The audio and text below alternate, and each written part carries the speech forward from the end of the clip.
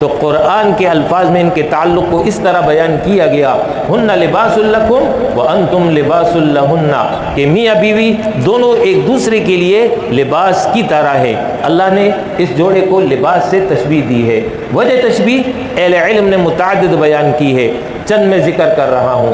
پہلی وجہ، جس طرح کپڑے اور جسم کے درمیان تیسرا کوئی حائل نہیں، میاں بیوی کی ازدواجی زندگی میں تیسرا کوئی حائل نہیں ہوگا، دونوں کی مرضی اپنی زندگی جیسے چاہے اختیار کریں۔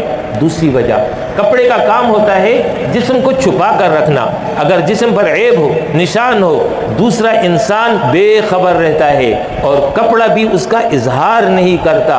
میاں بیوی بھی ایک دوسرے کا لباس ہے، دونوں کی ذمہ داری ہے ایک دوسرے کی کمزوریوں پر پردہ رکھیں، اس کا اظہار کسی کے سامنے نہ کرے، اور یہ اظہار کرنا گناہ کبیرہ اور اللہ کے غضب کو دعوت دینے والی بات ہے۔